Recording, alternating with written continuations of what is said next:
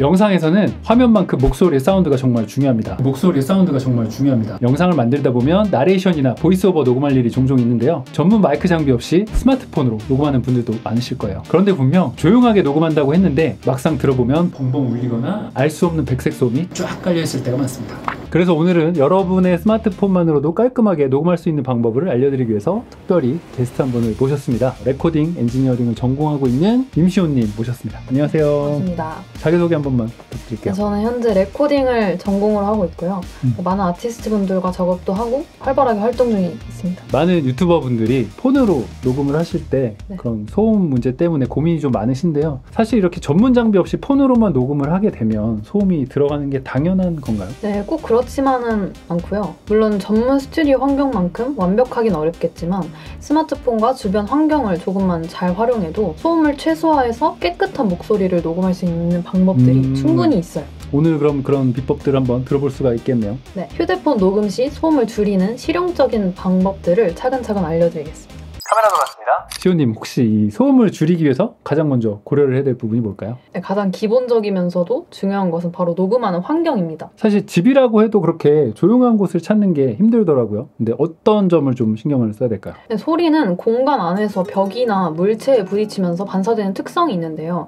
딱딱하고 개방된 공간일수록 소리의 반사가 심해져서 울림이 많아지고 이 울림 속에 잡음이 함께 섞여 들어가기 쉬워요. 맞아요. 저도 한번 되게 넓은 공간에서 녹음을 한 적이 있는데 소리가 좀 웅웅 울리면서 공간감이 계속 느껴지더라고요. 네, 그래서 소음을 줄이려면 소리를 잘 흡수하는 환경을 만드는 것이 중요하죠. 집 안에서 이제 소리를 잘 흡수하는 공간이 어떤 곳이 있을까요? 네, 커튼이나 카페트, 패브릭 소파처럼 부드러운 소재가 많은 방이 소리를 덜 반사시키게 되죠. 그래서 보통 이렇게 아무것도 없는 빈 방에선 소리가 막 울리는 게 그런 이유 때문인가 보네요. 그럼 이렇게 환경을 잘 만들었다면 이제 폰을 들고 녹음을 해야 될 텐데요. 스마트폰을 어떻게 해야 녹음을 잘 할 수가 있을까요? 그냥 이렇게 대고 말하면 되는 건가요? 네, 그것보다는 스마트폰 마이크 위치가 중요합니다.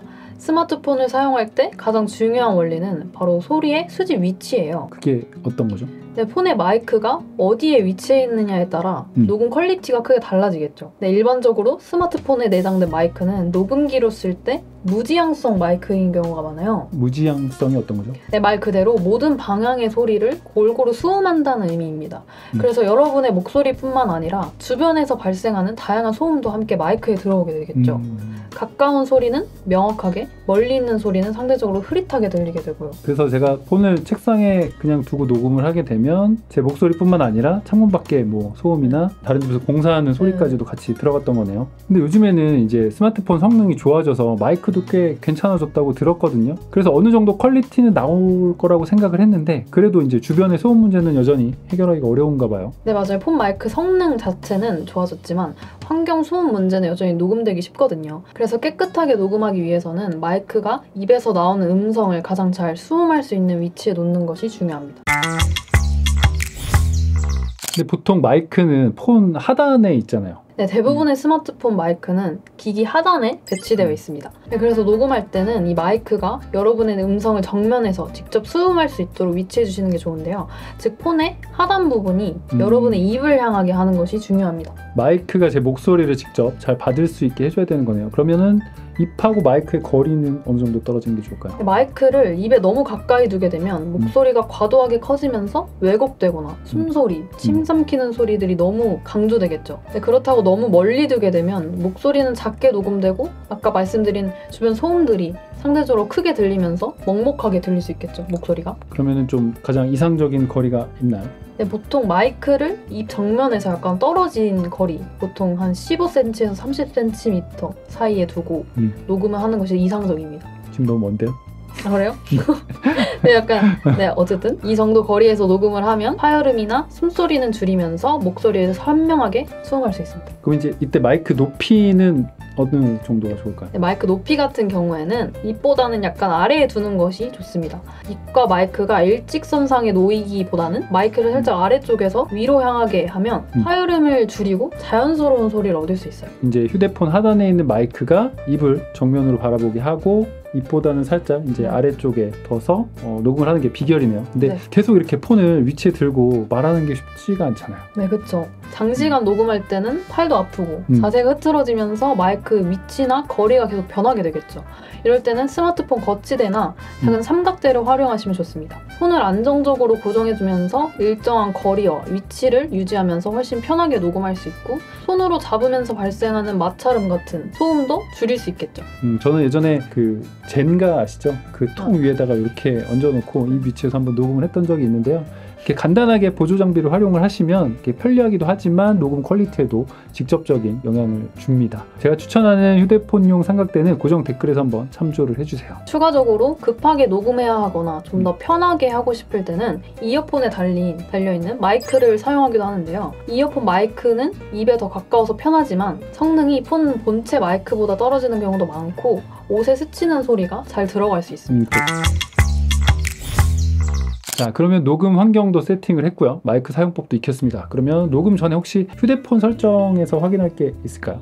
네, 중요하죠. 세 번째로 중요한 것이 바로 스마트폰 설정 최적화입니다. 막 중요한 나레이션 녹음을 하고 있는데 갑자기 전화가 오거나 알림이 막 띠링하고 울린다면? 저 예전에 카톡 한번 한 적 있습니다. 네, 이런 예상치 못한 소음은 녹음 파일을 그대로 담겨서 편집하기가 정말 어렵거든요. 맞아요. 그래서 녹음 전에는 반드시 방해 금지 모드나 비행기 모드를 켜서 외부 알림이나 전화를 차단하는 것이 좋습니다. 그래서 제가 추천드리는 거는 비행기 모드를 하고 이제 또 그래도 데이터가 살아있으니까 와이파이까지 꺼두시는 걸 추천드립니다. 그리고 혹시 녹음 앱의 자체 설정도 좀 확인할 부분들이 있을까요? 네, 사용하는 녹음 앱에 따라서 또 다양한 설정 옵션이 있을 수 있어요.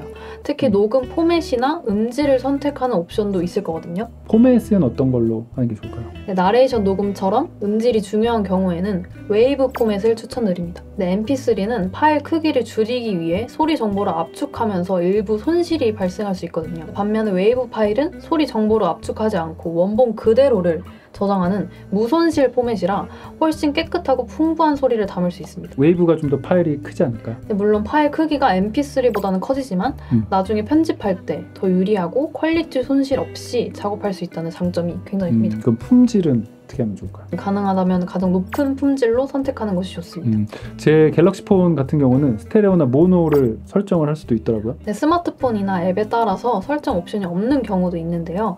나레이션처럼 사람 목소리 위주로 녹음할 때는 모노로 설정하는 것이 유리한 경우가 많습니다. 왜 그런 거죠? 스테레오는 좌우 다른 소리를 담아서 공간감이나 입체감을 표현할 때 주로 사용됩니다. 음악 녹음 같은 경우에 많이 쓰이고요. 반면에 모노는 좌우 동일한 하나의 소리 정보만을 담는데요. 나레이션은 보통 한 사람이 이야기하는 하나의 소리 소스잖아요. 근데 모노로 녹음하면 목소리 자체에만 집중해서 깨끗하게 담을 수 있습니다. 그리고 파일 용량도 스테레오보다 작기도 하고 편집이나 다른 곳에서 사용할 때 호환성도 더 좋고. 음악처럼 여러 소리가 공간에 퍼지는 거는 스테레오가 좋고 뭐 나레이션처럼 하나의 목소리를 하려면 모노로 하는 게 더 깔끔한 거군요. 네, 그런 디테일 정말 감사드립니다. 네, 시호님 오늘 이렇게 녹음 환경부터 마이크 설정까지 유용한 팁들을 많이 알려주셨는데요. 근데 만에 하나 녹음 후에 확인을 해보니까 소음이 좀 들어갔거나 아니면 좀 뭔가 2% 아쉬운 느낌이 든다면 이걸 어떻게 되돌릴 수 있는 방법은 없을까요? 네, 녹음 후에는 이 후반 작업 과정이 정말 중요하거든요. 폰으로 직접 전문가급 퀄리티를 완벽하게 얻는 것은 솔직히 어렵지만 녹음된 소스에 후반 작업을 거치면 훨씬 깨끗하고 듣기 좋은 나레이션을 만들 수 있습니다. 그럼 후반 작업에서는 보통 이제 어떤 작업들을 하게 되는 걸까요? 네, 여러 가지가 있는데요. 가장 대표적인 게 소음 제거 기능이고요. 그 외에도 EQ, 이퀄라이저 조정이나 컴프레서 사용 등이 있습니다. 저도 이제 소음을 많이 줄여서 해본 적이 있는데 이퀄라이저나 컴프레서는 정확하게 어떤 건가요? EQ는 이퀄라이저는 특정 주파수 대역의 소리 크기를 분리해서 조절해주는 거거든요. 예를 들어서 목소리가 너무 벙벙하게 들리면 낮은 주파수를 줄이고 좀 더 또렷하게 들리게 하고 싶으면 중간이나 높은 주파수를 살짝 올리는 식이죠. 컴프레서는 뭐예요? 네, 컴프레서는 소리의 다이나믹 레인지, 즉 가장 큰 소리와 가장 작은 소리의 차이를 줄여서 전체적인 소리 크기를 일정하게 만들어주는 기능입니다. 네, 그래서 목소리 볼륨이 들쭉날쭉하지 않고 안정적으로 들리게 되죠. 이렇게 소음도 잡고 목소리 톤도 원하는 대로 만들고 소리 크기도 일정하게 만드는 것들을 후반 작업이라고 하는군요. 네, 이런 작업은 보통 어떤 프로그램으로 할 수가 있나요? 네, 이런 기능들은 대부분 음성 편집 소프트웨어에서 제공합니다. 무료 소프트웨어 중에서는 오더시티, 오다시티나 맥 아이폰 사용자라면 게러지밴드 같은 프로그램들이 있죠. 네, 맞아요. 영상 편집하는 분들이라면 아마 사용하는 프로그램 안에서도 충분히 이런 기능들을 써보셨을 거예요. 예를 들면 뭐 프리미어나 파이널 컷, 다빈치 리졸브 같은 영상 편집 프로그램 안에도 이런 오디오 편집 기능들이 들어 있습니다. 특히 이런 프로그램에서는 이제 뭐 오디오 소스와 영상 소스가 분리되어 있잖아요. 이런 싱크들을 자동으로 맞춰주는 기능들이 있기 때문에 간단하게 버튼만 누르면 이제 딱 맞춰서 정확하게 편집을 할 수가 있습니다. 그런데 이때 이제 촬영된 원본에 들어있는 현장음이 있을 거고요. 이제 음원 파일이 따로 있을 텐데 두 개를 일치한 다음에는 현장음은 그냥 확 내려서 안 들리게 해주시는 것이 좋습니다. 삭제까지는 하실 필요는 없고요. 영상 프로그램 내에서 오디오를 이렇게 간단하게 후반 작업하는 방법은 제가 다른 영상에서 한번 자세하게 알려드려 보도록 하겠습니다. 네, 만약 더 전문적인 오디오 작업을 원하신다면 프로툴즈, 어도비 오디션, 로직 프로와 같은 프로그램들이 있어요. 근데 이런 전문 프로그램들은 더 세밀한 컨트롤과 다양한 플러그인을 통해서 높은 퀄리티의 음원을 만들 수 있게 도와줍니다. 주로 쓰시는 툴이 어떤 거예요? 네, 저는 프로툴즈를 사용했습니다. 근데 만약에 후처리를 잘하면 이제 녹음 단계에서는 조금 이렇게 좀 신경을 덜 써도 되나요?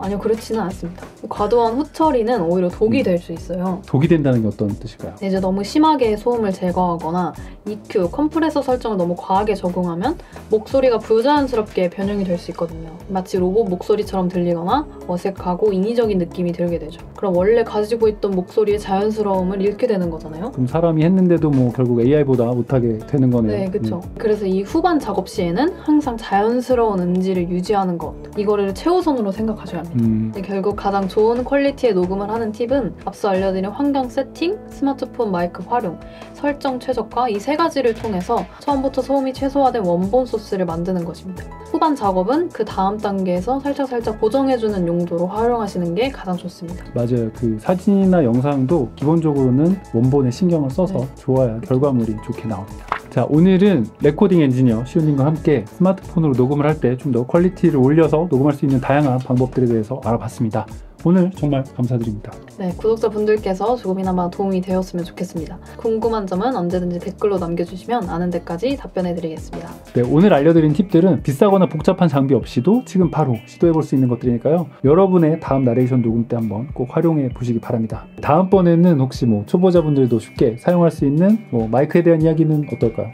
좋습니다. 네, 요즘에는 AI 성우 보이스를 영상 제작에 사용하는 분들도 정말 많으실 텐데요. 직접 녹음한 목소리는 AI가 따라올 수 없는 진정성과 감정 전달력을 가지고 있습니다. 여러분만의 개성과 진심을 담는다면 영상의 몰입도를 훨씬 높일 수 있을 거예요. 오늘 영상이 유익하셨다면 구독과 좋아요 부탁드리고요. 앞으로도 유용한 영상들 꾸준히 올릴 테니까 알림 설정도 잊지 말아주세요. 그럼 저는 다음 영상으로 돌아오겠습니다. 지금까지 카돌 PD였습니다. 임시원이었습니다. 감사합니다.